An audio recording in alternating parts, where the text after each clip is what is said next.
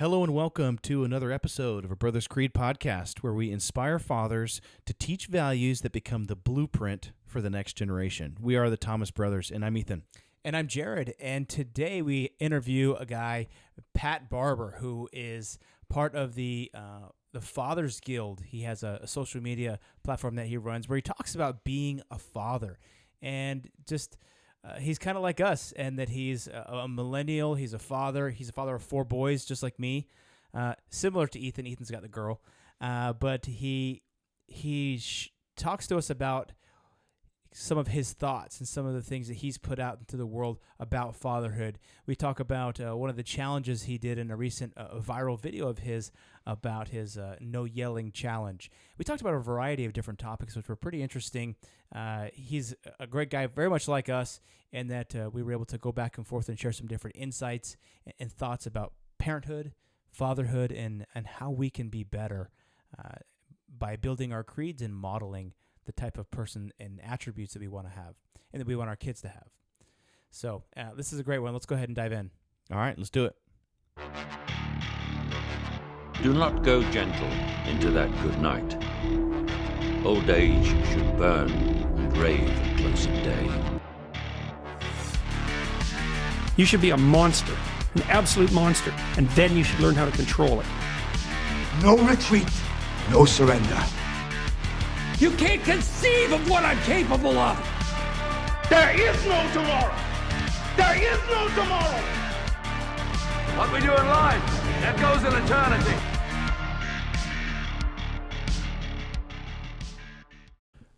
All right, welcome everybody to the podcast today. Today we have an awesome guest with us, Pat Barber. Thank you, Pat, so much for joining us. Yeah, thank you for having me. Pretty stoked to be here. Yeah, so I initially was kind of sifting through, let's say some fatherhood based material on Instagram and social media, and was flipping through and actually came across the Fathers Guild, and just really loved some of the messaging from Pat and kind of his platform and what you're trying to do as a father and become better and better. And I was like, man, that just really aligns to what Jared and I are trying to do on a Brothers Creed podcast is, build our own personal creeds and become better, learn how to be better fathers and brothers and husbands and really just grow. Jared and I are both fathers. We're trying to better society, create children that are free and happy and have the Principled. Principle and have the will to make their own decisions and follow their hearts. So thank you so much. Maybe to kind of kick us off here, could you tell us a little bit about Fathers Guild? I mean, how did you get started with that? What how did you come up with that name, or how did this interest start for you? Sure. I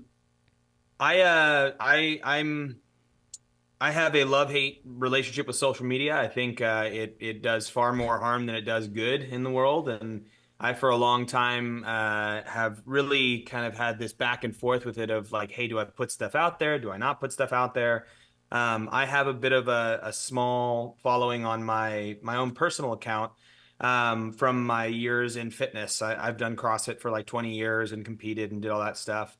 And by no means is it a large audience, but I found that every time I posted fatherhood stuff, which is stuff that I cared about on that account, it didn't hit the audience. There's nothing, like there was some people who enjoyed it, but many who did not, because they were there for lifting weights and whatnot. And I think due to the way algorithms work is it wasn't putting those in front of people who I thought might want to see that.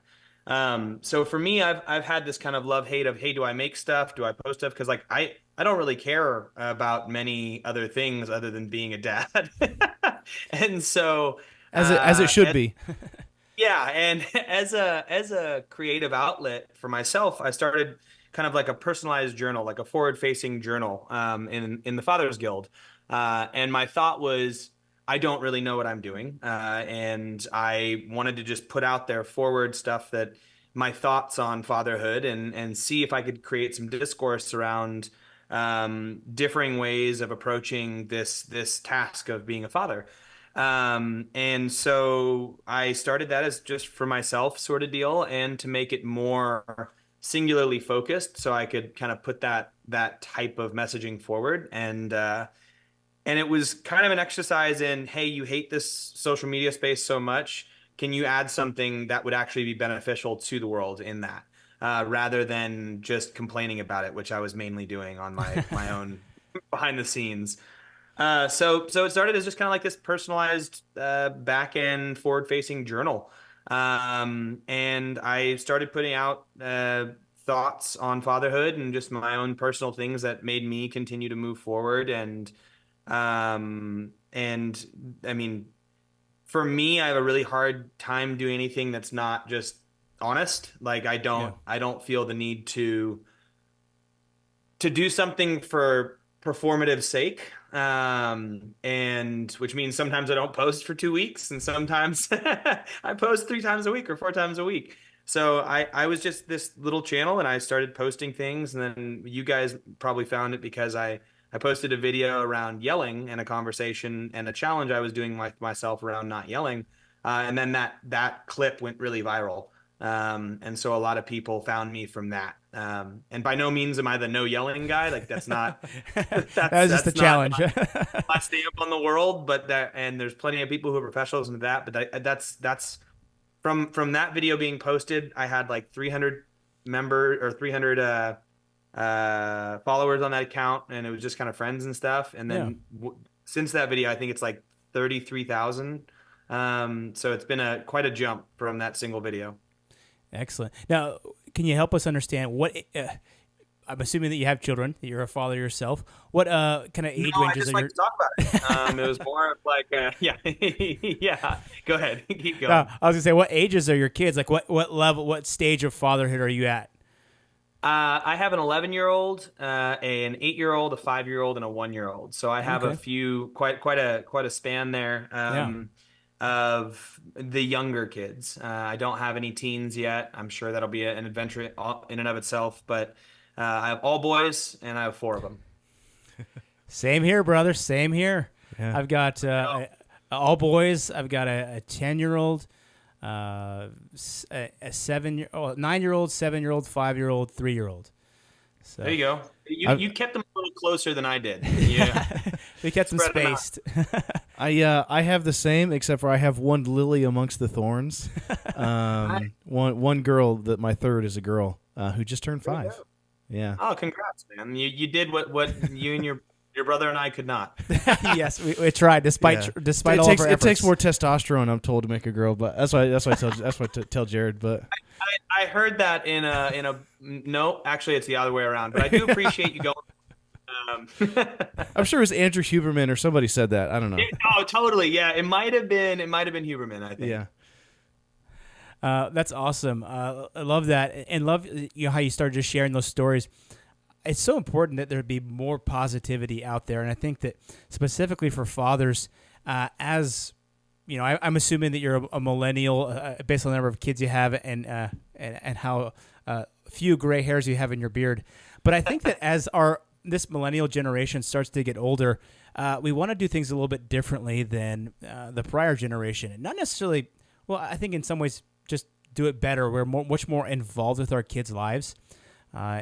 Of that previous generation, sometimes fathers were much more removed. And I think that that's even more exaggerated when you go back one further generation.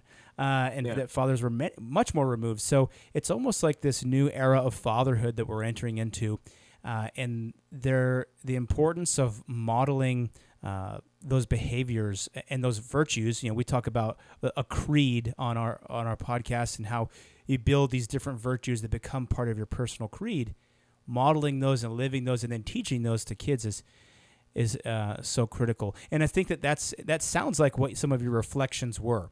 Are your reflections more about like how can you model that for your kids, or are they more about like how can you teach your kids X, Y, and Z?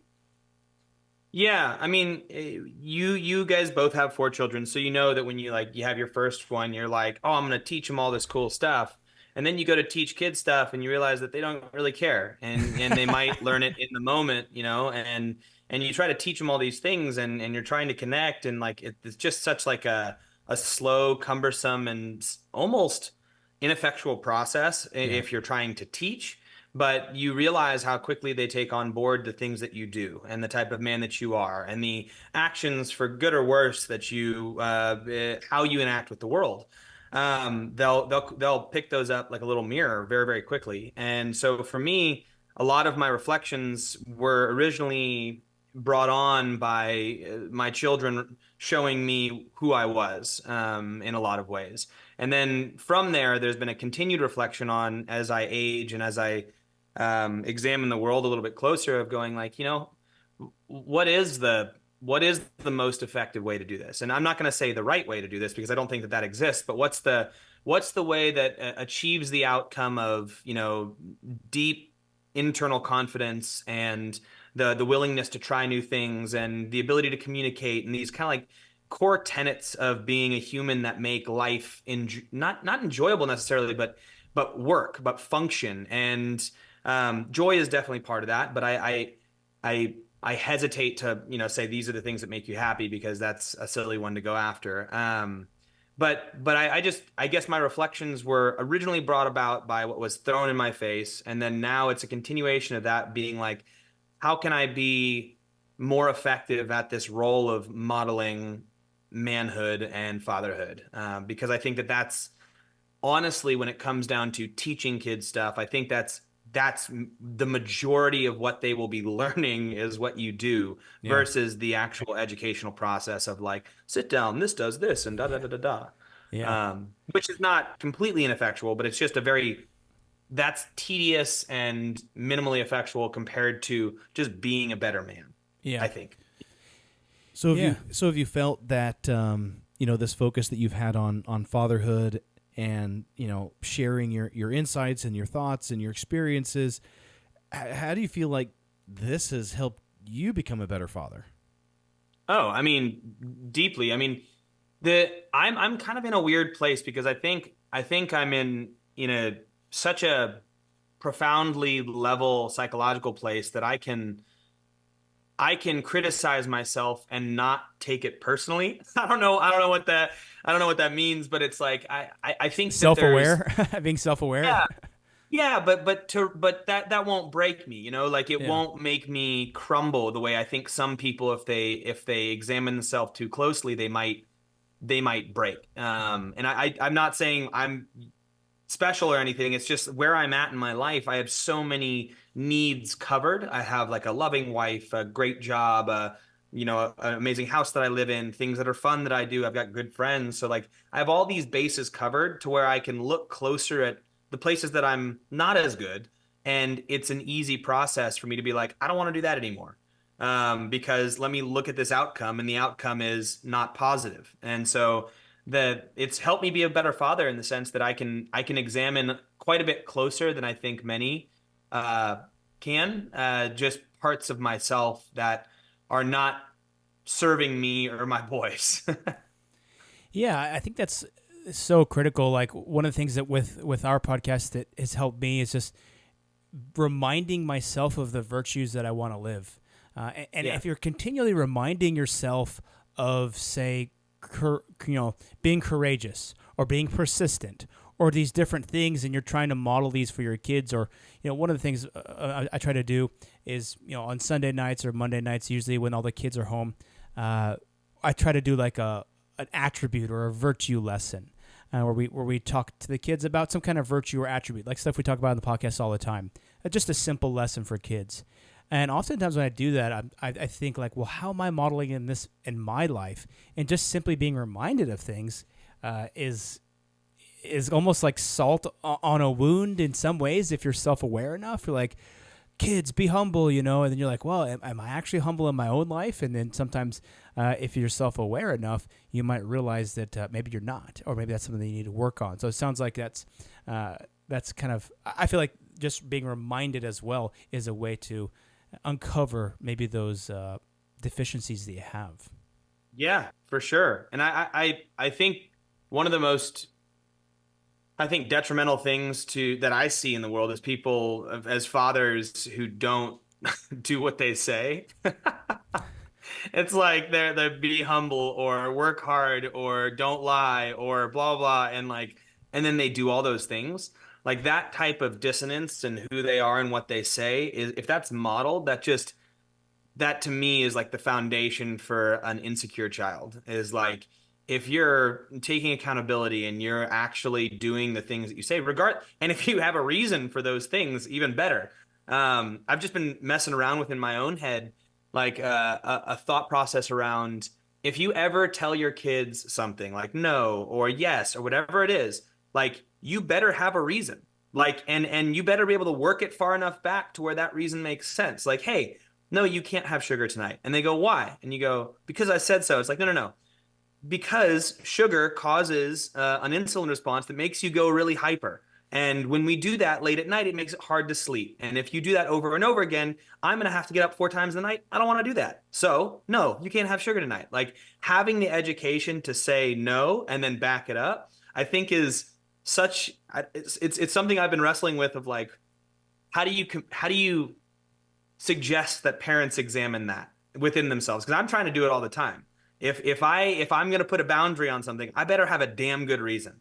Like, hey, don't come to the dinner table with your hat on. And they're like, why? And I go, it's disrespectful. And they go, how do you figure? And then I go, oh, you're right. It's dumb for me to say that. Let me take my hat, put your hat back on. That's totally fine.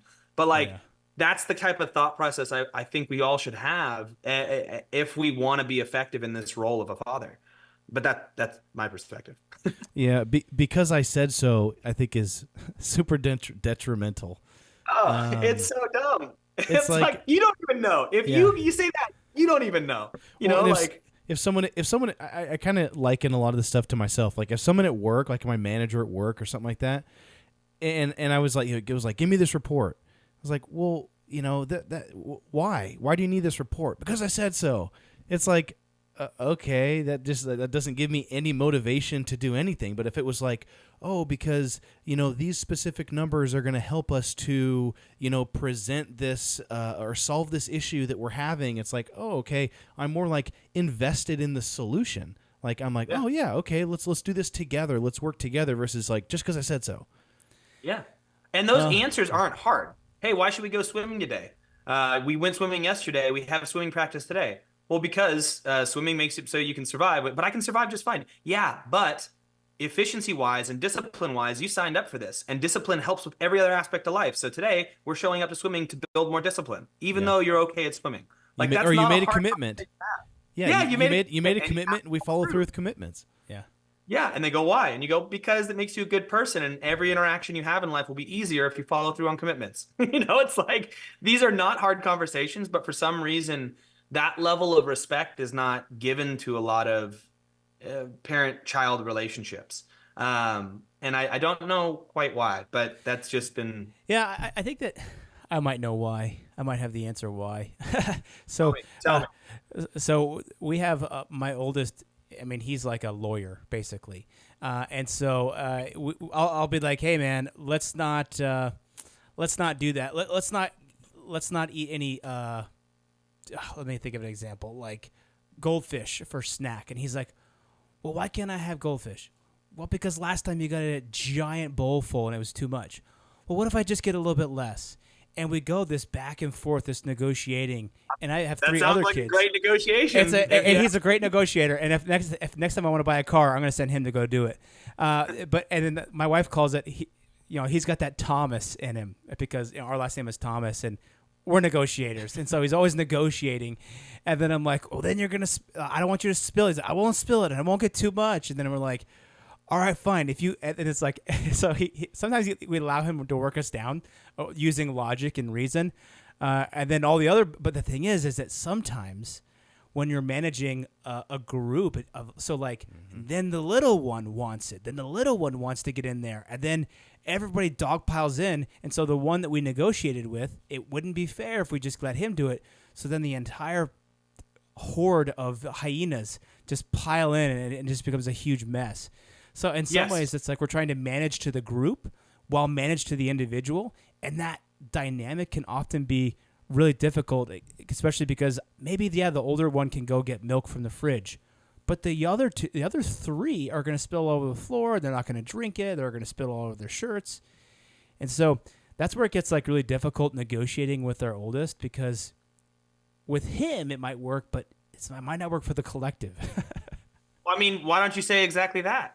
Hey, the reason why I can't have you do this is because with you it works, but your little brother is going to spill everywhere. So for right now, I can't let you have that. And then he goes, oh, damn.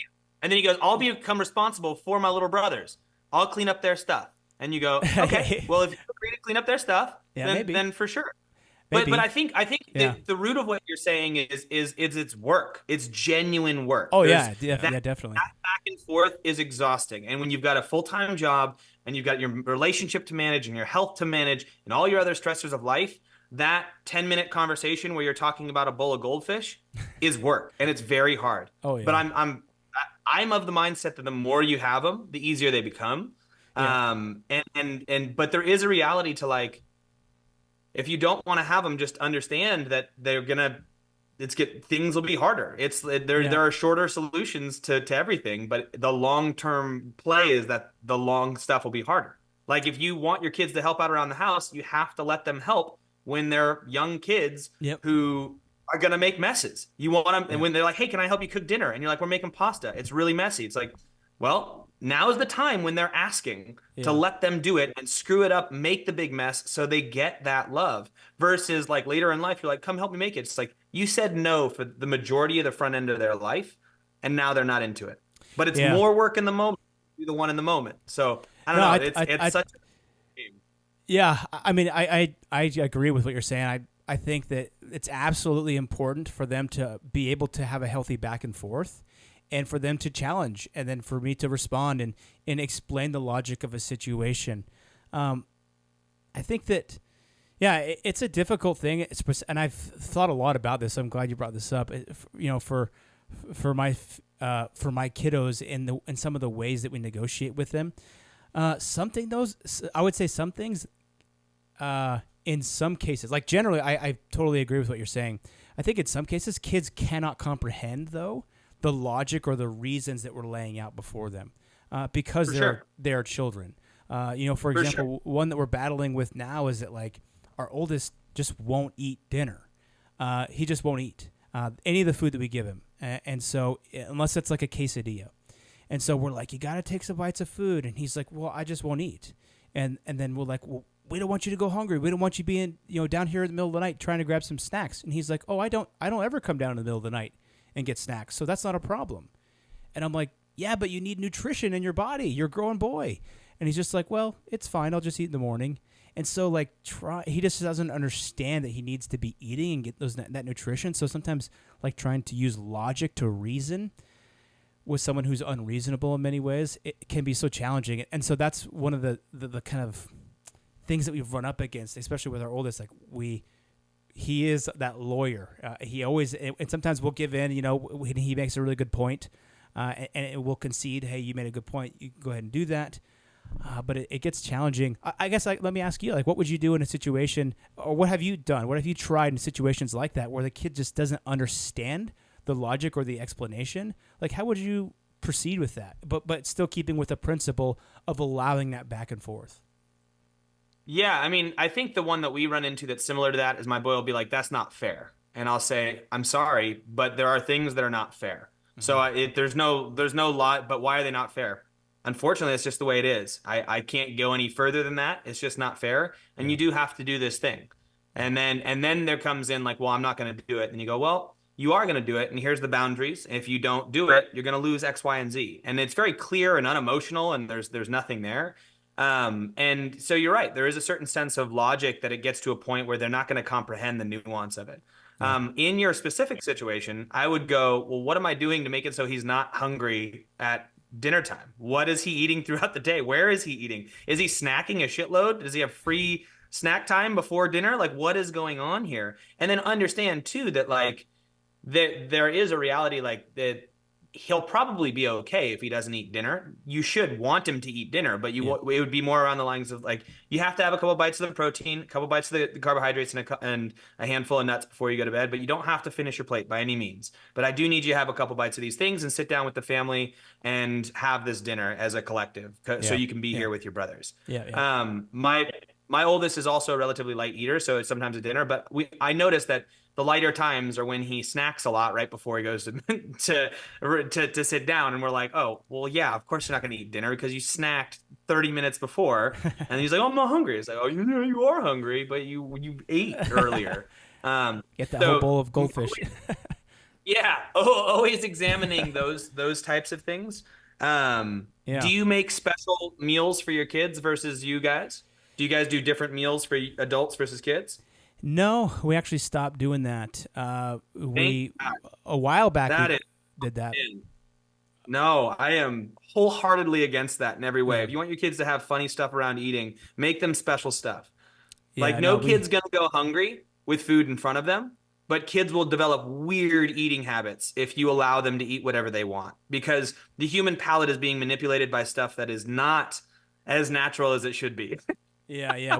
And it's not nefarious by any means. It's just the reality of the modern world and how foods taste. Oh, yeah. Yeah, we've got some good eaters. We have some bad eaters. But my wife makes dinner every night, and then we say, hey, you got to take one bite of what it is. Usually we'll have some kind of like toast or bread with it. The most time they'll eat the bread.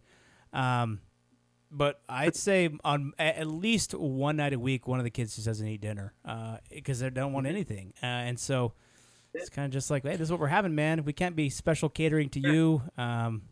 So it's obviously it's kind of hard to see that, but it is hard. But at the same time, it's like they're not going hungry, man. You ever watch Alone and see how many days you can go without food? You're just fine, and they're just fine. And I think there's actually more danger in the stigma around forcing them to finish their plates. Like there's more long-term danger in terms of understandings around food with that stuff. We personally, I'm not saying I'm professional at this, but we personally, right afterwards, like if they don't eat their dinners, it's like, you're welcome to have some fruit before you go to bed. So fruit's always on the table is like, you want to grab a thing of fruit out of there, some vegetables, go for it. I want to go back to one thing that you said, and this kind of resonated with me. Whenever you're talking to your son, you're negotiating with him after he said it's not fair. You said, I talk to him and it's non-emotional. It's, I'm not getting angry or I'm not, whatever else. And I think sometimes I struggle with that. I can get passionate about some things. And I've noticed that how my oldest son talks to his siblings is, and I've gotten a little bit better at it, but it's like, I'm like, don't talk to your sister like that. And then I leave the room and I'm like, dang it, he's literally talking to his sister how I've talked to him before. And it's just like, shoot, man. I mean that is bang on my experience. Like when I and that was one of the main things that caused me to want to change is when I see that, like I said, when they mirror it back at you, you're like, shucks. And what's even worse is it and you feel it like inside. You're extra triggered by it because it's one of your faults. So you go, darn, that's me. But initially you don't register that it's you. And then you have to be self-aware enough to be like, that's me. Oh no, that's why it bothers me so much when he does. Where'd you learn to talk like that? It's like, I don't know. And then it's just like I leave the room and I'm like, I know exactly where he learned to talk like that. It's so brutal. Yeah, I think that's one of the harder things is taking the emotion out of it. And I did you guys ever read the book Hunt, Gather, Parent? No. I don't think I've read that one. Okay, it's a great one. There's a lot of conflicting emotions on that book, but it was Hunt, Gather, Parent, and it goes to different cultures around this world. This woman was a journalist who was doing different kinds of journalism, but she would go all over the world and stay with these different kind of tribal people and different types of kind of remote types of people, and all over the world, and they all had very different relationships with their kids than the Western world did. And so she looked at what they did differently in all of those places and wrote about it in this book called Hunt, Gather, Parent. And one of the big takeaways from this Inuit culture that she talked about was there's like none of the adults ever get angry. And the reason for that was in their culture, and I'm not saying that this is what people should do. In their culture, anger was associated with childhood. So like children can't control their emotions. That's what makes them children. And what makes you an adult is the ability to control your emotions. So it's not that you don't have anger, you just don't express it via like big crazy things. And so I was like, that really stuck with me, is like what differentiates a child and adult is the ability to control your emotions. Not that you don't feel those things. You can feel angry, you can feel sad, you can blah, blah, but like the ability to not be reactionary and explode with that was a huge takeaway for me, and something that I struggle with deeply and have slowly been reining in for a long time. And that I find my kids are far more effective. It's to deal with them when I'm dealing with them non-emotionally, even if it's an emotional scenario. But yeah, it was a good one. Let me ask you this question, Pat. I like what you just said, and Sure. I'm curious to what your thoughts are with this. I think in a lot of ways, we talk about fatherhood. We're all fathers. But in some ways, just the presence of if I walk into a room and I just look at my son and I say, you need to do what your mother asked you, just calmly like that, he knows it's time to do it. And I don't have to raise my voice really. But I've noticed that they don't listen to my wife the same way. They just don't have that. Whenever my wife is trying to tell them something to do, she'll tell them nicely 20 times, and then then she feels like she needs to raise her voice to get them to listen. So like, how can and I feel like that might not be something that we can struggle with as fathers, because we have this presence about us where we can come in and we have this strength that I think that the kids respect. But how might a mother go about doing that? I mean, you said it's difficult for you in some ways to just control that anger, but I think that in many ways for mothers that don't have that innate like commanding presence, how do you think that mothers might be able to deal with that?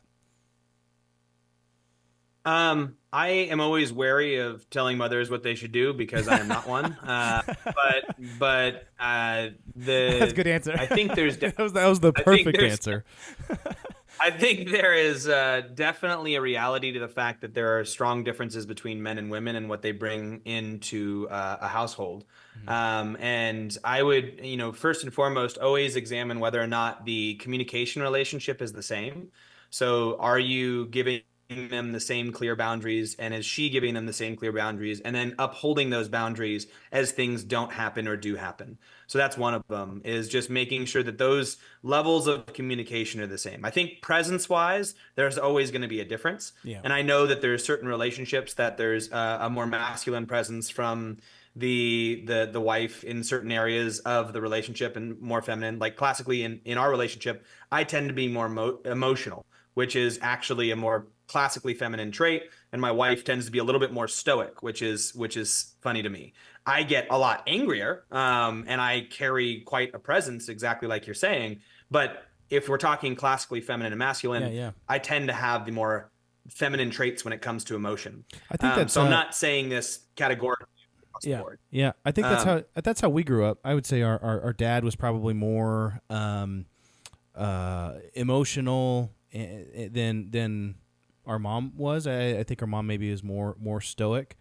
Yeah. And so, but I really liked what you said. I would say too, though, really closely examine how you respond to your wife and see if when your wife asks you to do something, do you do it on the first time, the second time, the third time, the fifth time? Are you like responding exactly how you want your kids to respond? Because that might be one of those things where you're looking at your phone, doing some business, doing some blah, blah, blah, and it takes you 4 times before you pick your pants up. And so like, it's going to be hard for your kids to respect your wife the same way if you don't respect it. So it's another one of those modeling things that unfortunately is pretty painful to examine. That's a good answer too. Absolutely. Yeah, totally. I think that, I like that. Yeah, that's great. You got to model that behavior. Except for usually my wife doesn't ask me to do stuff. If she's asking me to do something, it's probably because I'm not being aware enough of what her needs are. But I totally agree with you that just modeling that is so strong. I was going to ask you something. As a father of 4 kids, one of the things that I struggle with, and I'm trying to actively do this, but it's spend time individually with each of my kids. I have kind of a system that I use, and maybe I'll mention that, after you share yours, because I'm curious how you go about taking time to spend individual connection time with each of your kids. Yeah. To be honest, this is definitely a struggle of mine, and it's one of the things that I examine a lot to see, what are the long-term outcomes and impacts of me not doing this or doing this poorly, or what does it really mean? I think one of the traps and this is my own personal musings on this, is I think one of the traps we as millennials might fall into is to think that we really do need to spend an excessive amount of individualized time with each kid to try to give them something. Yep. And to feel like we're failing if we're not. When if you look at a lot of the long-term studies on like twin studies and all stuff like that, is like kids are kind of going to be who they're going to be. There's a little bit of influence you can have in their like 10 to 25-year-old years, where you can ease some suffering via giving them life skills. But for the most part, they're going to kind of be who they're going to be. It's more about, are they feeling loved by you? Do they feel supported by you? Do they feel like you did get to spend that connection? So I think that the individualized attention would be more self-serving, in the sense that like, you don't want this to go by and you not have that time that you spent with each one of them, right? And I don't know how much exactly that does for them as the individual, but I know personally, when I spend individual time with my boys, I love it. And so like, just selfishly, I think you should spend as much as you possibly can. I am really bad at balancing my time. And it's most of the time we're together as a family. I also homeschool all 4 of my kids, and I work from home, and my wife works from home. So I'm around them all day, like all the time. So spending those individual times is hard. And I think it might naturally separate as my kids age, because they like different things. So like yesterday, I took my 8-year-old surfing for 2 hours. The other 3, one's a 1-year-old, but the other 2 didn't come along, because I was like, hey, you guys want to go surfing? And they're like, no. And I'm like, great. So that's individualized time with those guys. No, I like that. One of the, I think it's like what you said, was building that relationship is, especially in these younger years, is so critical, and that's something that I've tried to do. One of the things that I set a goal for, I did it last year and I continued this year, is just to spend an hour once a month with each of my kids individually. I call it their special night. And so I say, hey, you're going to have your special night, and we just do whatever. We'll play a board game, or we'll just watch a show together, or we'll, no, usually I don't want to just like watch a show with them. I want to actually do something active with them. And, just different things, and like get to know them, just spend time with them. And that's actually and part of that. As I've done that, one of my sons loves Rubik's Cubes. And I don't really care about Rubik's Cubes, but he really loves it. And I have been doing jiu-jitsu for about 3 years now. And he was doing it for a while, but then he quit. And I just think it'd be really good for him, because it's kind of like human chess, and there's different moves. And I'm like, it's a lot like doing Rubik's Cubes. And he's like, well, how about this? And I was like, well, how about this? I'll learn how to do a Rubik's Cube if you come back and you try jiu-jitsu. And he's like, really? And I was like, yeah, sure. And so now he's coming back, and he's getting back into jiu-jitsu, because we need something to keep him active. He needs to do a sport. And then now I'm trying to learn how to do Rubik's Cubes, and he's kind of teaching me. So I think it's a great opportunity that kind of came up on one of our special nights, where I can model for him that even I'm willing to try something new that someone else likes, and learn something. Because he doesn't like being bad at things. And I'm like, well, just whenever you start something, you're always going to be bad at it. But that's part of the process, is just learning. So I've really gotten a lot out of those. Is that your first son? Yeah, that's my oldest son. Yeah, and those are like all the exact traits of my first son. Yeah, he was the one that we had like, pie high in the sky hopes for. No, he's doing great. He's really good at that. And so it's kind of a cool thing to have an opportunity where he can teach me something. And then obviously I get to take him to jiu-jitsu, and have been doing classes with him and stuff. Yeah, that's awesome. One hour a month with each one of them, and then that's a good system. I think for me, it's been really, I set on my goals. I was just writing out these financial goals, but within that, it had like values and personal goals and stuff. And one of them I kind of just put out there is like, I want to find the things that each one of them finds important to them. Like I know my second son connects with the world physically. Like that's what he's the one I took surfing. He's like, so I can go play sport with him and he'll love it. I can go do the other things. Whereas my oldest son, it's more like the Rubik's Cube. It's like I got to find something little nerdy, little headier but support that, you know. We play Magic the Gathering, so maybe going off to play Friday Night Magic and have some fun with that. Nice.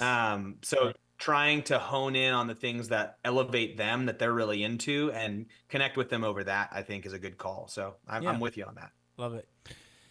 Man, this is great. Just a couple of dads getting together, talking about. I don't want to say they're woes, but talking about stuff. I think it's important. I think it's something that not everyone does. And I'm lucky enough to have a brother to kind of bounce ideas off of and say, hey man, I'm struggling with this or that. What do you think about this? And so I think having a community is really important. I wanted to get to and ask you about your kind of that no yell challenge that you did. How did that start? And how'd it go? How'd it go? Are you still doing it, or tell us a little bit about it? No, So that started as like my wife came to me and she just kind of expressed. She's like, hey, each one of the boys individually, expressed some things about yelling. And to build the full context around it is I'm not a yelly guy. I'm an intense guy, but I'm quite calm. Like I'm quite calm most of the time. I'm quite loving most of the time. So when I yell, it's extra extreme. It goes from a place of being like very here to like way up here. There's not really an in between. And through this challenge, I'll talk about the results of it, but like I realized that a lot of the yelling that I was doing was centered around basically being reactionary and not having a beat between when something happened and my choice in action afterwards. And so I would go straight to yelling because that's the raw emotion that would come up is like acute anger. Where do I go? I need to yell to get situation to stop. So my context for yelling is don't do it very often. When I do it, it's very scary. And it wasn't always intentional. It wasn't like I was going, this is the best tool for the scenario. Let me bring out the yell. That's not how it was happening. It was just like, and yelling. I'm yelling now. And then there'd be a lot of times post yelling that I'd really regret the interaction that happened. I wouldn't sit back and be like, that was the right thing to do. Like it was one of those times where you sit back and you're like, I screwed that one up. That could have been handled a lot better and had a better outcome. And so after enough of those happening in my life through, having our first son in 2012 till now, it hadn't really like come to a head or anything, but there was a week where, a few things happened. Maybe I was extra stressed in my external life and my work and all that other stuff.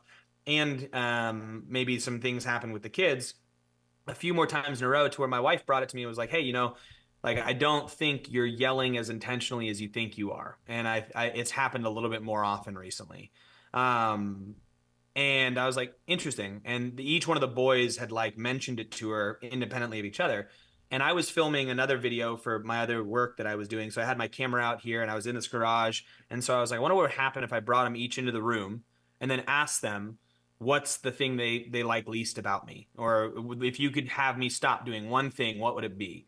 And so individually, I brought them all in, my 4-year-old, he was 4 at the time, my 8-year-old and my 11-year-old. And I was like, hey, finish the sentence for me. If I could have my dad stop doing one thing, it would be, or I hate it most when my dad does. And I can't remember exactly the phrasing I used. And each one of them independently of each other said yelling. It was yelling, screaming at me. And then my oldest said farting, but then he changed it to yelling as he went through there. And I was like, that's not real, dude. You fart just as much as me. So I interviewed them and then I asked them a few more questions after that. And after I got all those responses, I was like sitting there and I was like, you know what? Why not try a challenge? Why not try just completely remove yelling as a tool and see what happens if I completely remove yelling? I like challenges. I know psychologically for me, I work well if you challenge me. If you tell me to do something, I won't do it. If you challenge me to do something, I'll be like, oh, okay, I see where we're going here. And so I challenged myself to do a 1 month of no yelling. And if I yelled, I would pay the person I yelled at $5, like right in the moment, pull it out of my wallet, pay him $5. And that wasn't so much as a reward for me yelling. It was not even a punishment for me because $5 is $5, is whatever. It was more just something else to get in my mind to create a beat between something happens, I'm gonna yell. Let's think about that yell for 1 second, because if you do, you're gonna pay out $5. And it's not that like $5 is particularly painful. It was just $5 something is material enough to take a beat. yeah, and it was just like it was enough to be like, hey, think of something else. Yeah. And so I made that little video, and I challenged myself to do a month of no yelling, popped it out on the internet, and then that thing exploded. It was crazy as a video. But on the behind the scenes sort of deal, within 10 minutes of me filming that video, I walked into the house, something went down, and I yelled at my second son, who I realized is the kid I yell at always. There are pretty much no yells that go to any other kid. And right as I did it, I then was like, stopped and was like, and dropped an F-bomb, and then was like, pulled out my wallet and paid him. And that moment was very funny because he was like, it was like a little like right there. And my head immediately like dinged it as like, this habit is not the same anymore. Don't do this, because if you do, you lose $5. Yeah. And so then I proceeded to find myself in plenty of situations where I'd normally yell and just was like, oh, I'm not going to do it. And I didn't. And found other ways of dealing with those situations, whether it was getting closer to them, truly getting their attention, realizing that it didn't really matter that they spilled a cup of water on the bed, and just going and getting something to help them clean it up, like whatever it was, or setting a boundary like, hey, you know what? Well, if you don't do it, I'm just going to have to take away the hour of video games you get on Saturday. And I don't want to, but that's just the reality of it, And there is, depending on the situation, many different ways to handle it. And over the course of, it's been 3 months now. And I yelled 4 times. 3 of those times were just acute reactions, that things built up so much that I responded. And then one of them was like very intentionally being like, I'm going to pay $5 for this. Hey, and and it went, and that was going to be one of my questions. Do you ever think in your mind and think it's like, this is going to be worth $5? Like, yeah. This is got to be a $20 night. Well, but it wasn't like, I'm so angry, this is going to be worth $5. It was more like, this really needs to stop, and I have no other tools for it to make it stop, because I'm across the room, we're at a pool, this thing's going down. Yeah. And it wasn't unsafe. It was just like, it was not appropriate. And I needed it to be like an acute learning experience. And so I was like, I will pay $5 for this. Like, that's worth it to me. But never, I haven't paid out in like, this is worth it, take this, kid, because throw it at him as you yell. Yeah, against the spirit of the law, spirit of the challenge. Yeah. But all 4 of those were to the same kid. All 4 of those were to number 2. And the one I took surfing yesterday. So all 4. So I'm that was some great data in and of itself of like, like he's the one that gets you, and now you need to examine why he gets you, and then you go, he's the one who's most like me in every way. Like, and he pushes the buttons. That's what he does. But now there's different ways of interacting with him, and it's been good. And it was a month-long challenge, and I'm gonna just do it for the rest of my life. There's no reason for me not to, and I'll pay out the $5 if I have to, but I haven't needed to, because that for me was a tool that was not as effective as other tools. Love it.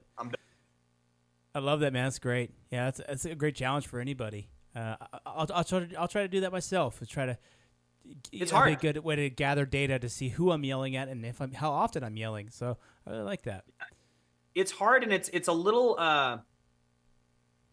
confronting at times. And depending on what you're coming into it with, I think it'll be different.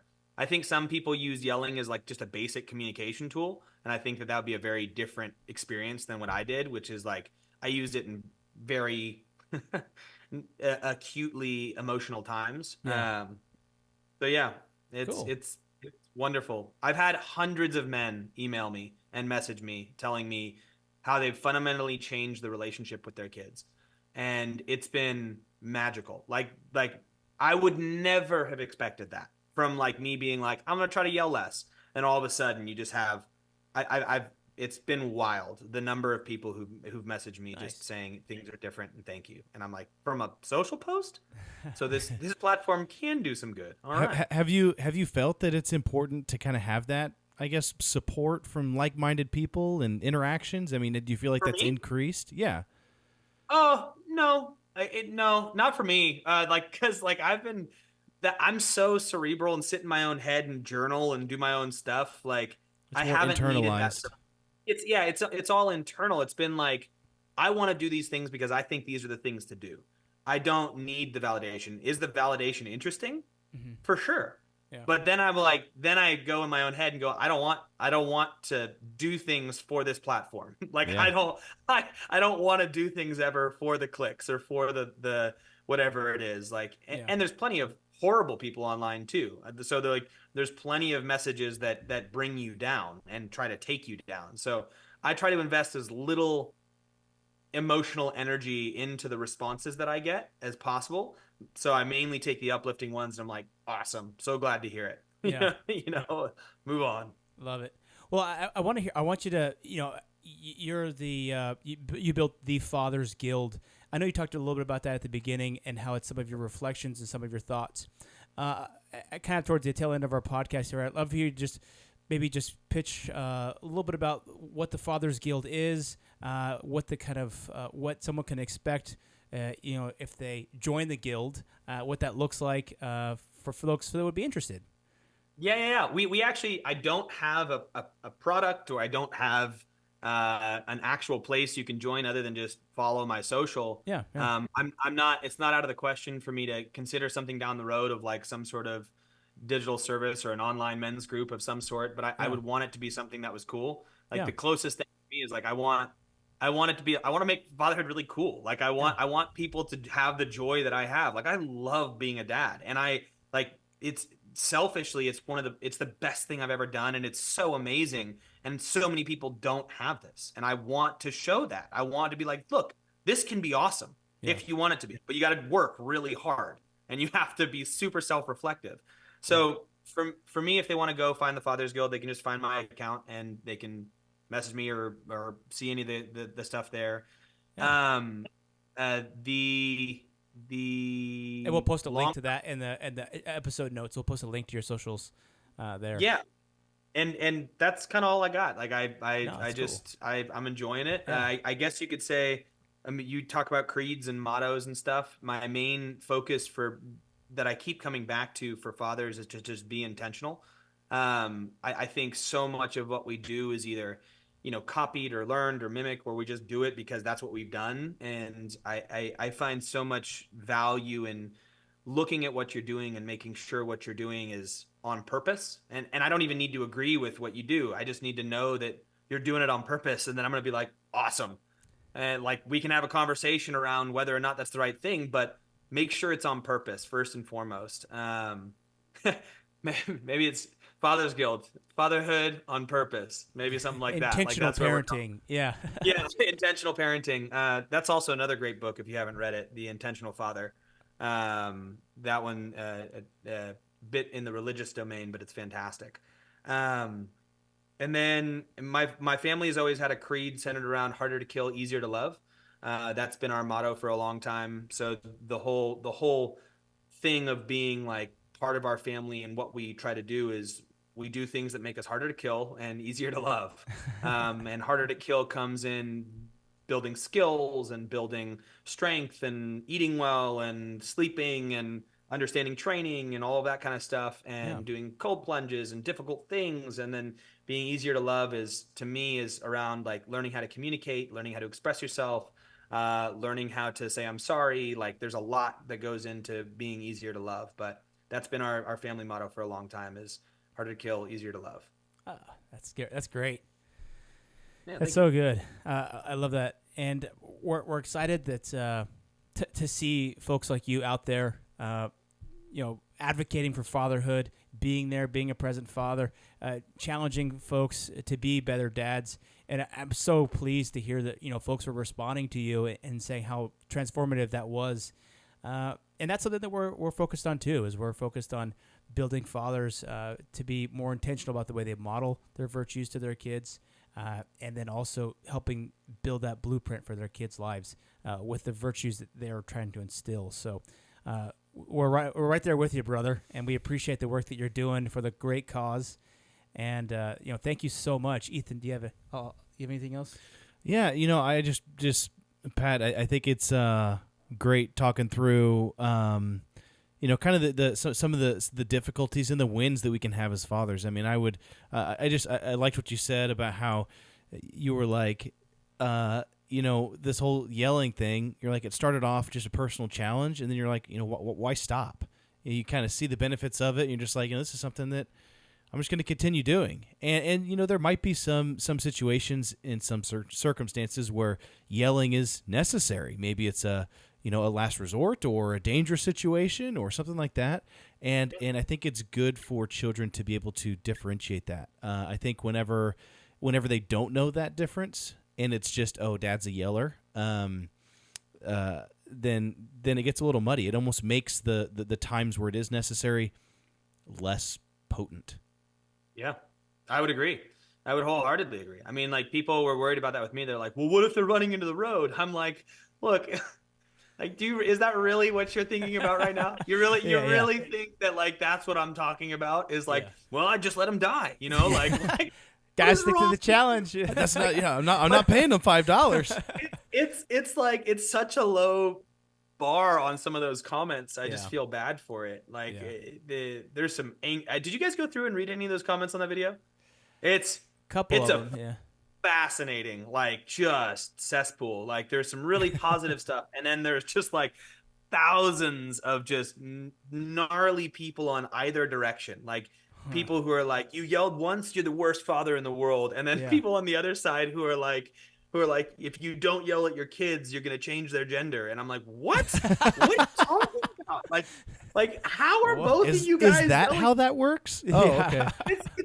It's wild. But I absolutely think that yelling, the less you do it, the more effective it is as a tool. 100%. Like, that if you get yelled at, it's like, whoa, things went far. And you can use it far more effectively than if you just use it all the time. I agree with that. Yeah.